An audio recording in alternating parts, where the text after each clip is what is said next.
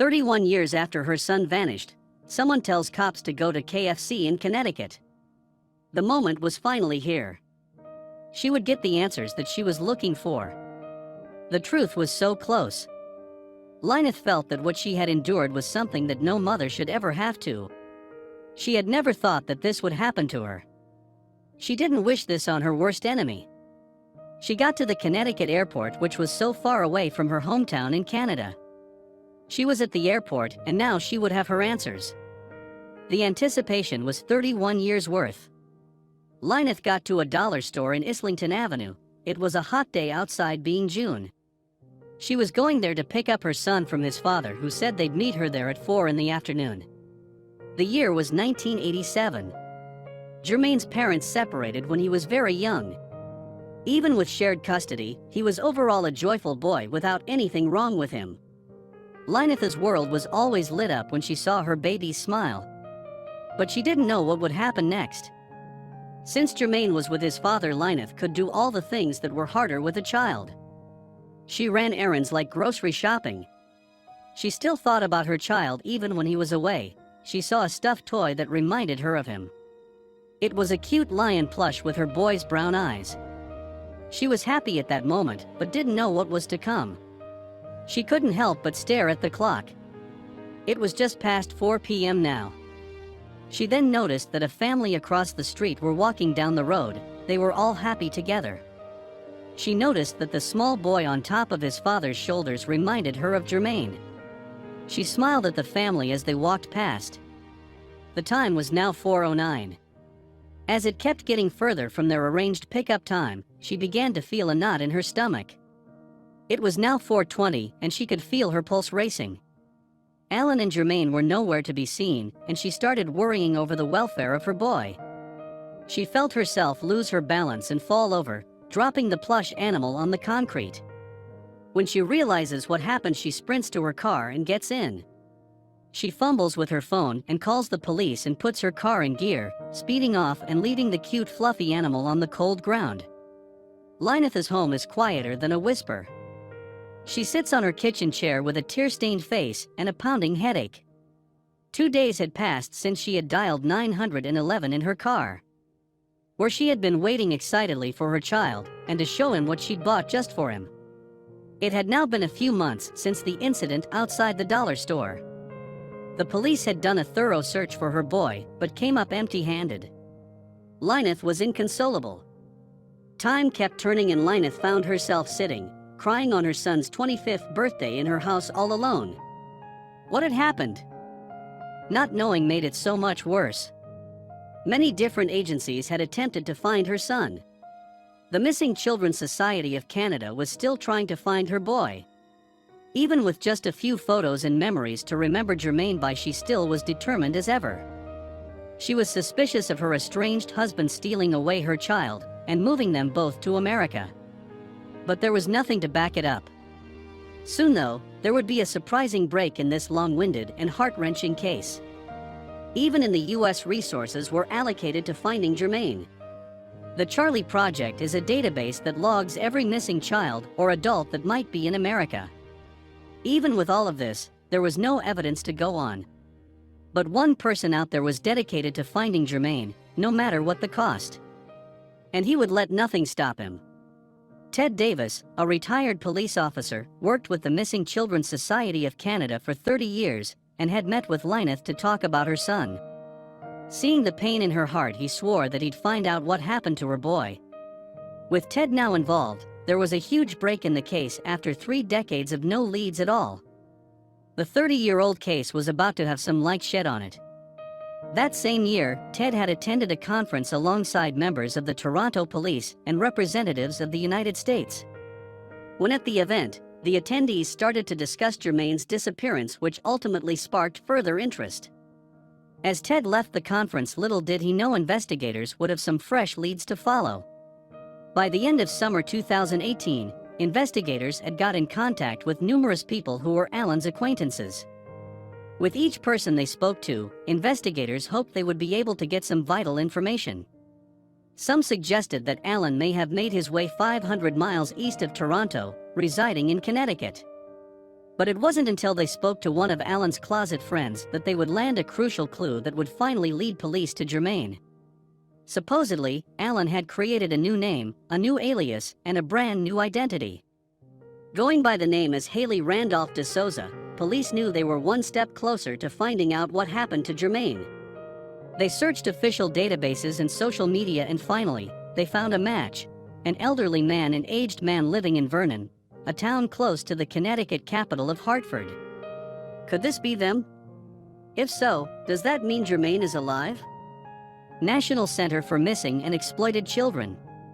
With the mystery finally about to be solved, investigators enlisted forensic experts to help join the case. They examined the driver's license photo that was on record for DeSouza's son. And slowly but surely, in October 2018, the team was able to confirm what they had all been hoping for: that DeSouza's son and Jermaine were probably the same. They had a match. But first, they had to catch Alan. Investigators were excited that they finally had some answers. But they knew they needed to make a move. They had to find Alan before it was too late. An anonymous source claimed Alan often spent his time at the local KFC. He was friendly with the staff, and he sure did love the food. And so, investigators set off to the KFC ready to bring Alan to justice and make him pay for his crimes. But would that be the case today? "This is the police," screams a member of the Connecticut Police Department as they race inside the KFC restaurant. The team scanned the room looking for Alan, while startled and confused employees stand around. Then they notice an elderly man sitting in the corner of the room. He puts his hands up and the police immediately corner him, and the man confirms that he is the fugitive they're looking for. But where was Jermaine? Police suspected that back in 1986 Alan had fled Toronto with Jermaine and traveled to the United States, with the two reportedly sharing an apartment in Connecticut since 2004. Handcuffing Alan before leading him outside, the police hear a voice. "Dad?" Suddenly, a middle-aged man walks around the corner. A middle-aged man with big brown eyes. Just like Jermaine. The father and son duo, unbeknownst to the son, lived a life of lies for decades and decades. After fleeing Canada, Alan had managed to acquire fake documents, residing in New York, North Carolina, and then settling in Connecticut. When living in Vernon, Alan found employment as a trucker and as an engineer, while Jermaine worked for the state. Little did Jermaine know, his whole life had been a lie. National Center for Missing and Exploited Children. All his life Jermaine had questions about his mother. His dad told him she passed away during childbirth, but he was pretty ambiguous about the details. Jermaine remembers seeing his friends get picked up from school by their mothers. Jermaine never had that. And it wasn't until he turned 33 that the truth about his mother would come to light. Standing and weeping in court as his father's lies and deceitfulness came to light, Jermaine sobbed into his tissue. How could his father do such a thing? His heart stops to hear that Alan would not be facing charges for kidnappings. Instead, he would be extradited to Canada to face further charges. As he steps out of court, Jermaine is lost for words. With thousands of questions running through his mind, a sudden realization hits him. His mother is in fact alive. Lyneth is speechless. She has just got off the phone with Ted. They've found Jermaine. Her baby boy. He's alive. He's safe. She had been waiting for this moment for 31 years. Overwhelmed with emotion, Lyneth breaks down, tears falling from her face. She's going to see her baby boy again. So, Lyneth had finally received the news that she had been hoping and waiting for the last 3 decades. "Words can't express what I felt," she said at a press conference in 2018. The words, "Your son is alive, we found him," that is breathtaking. The overjoyed mother then boarded a plane to Connecticut.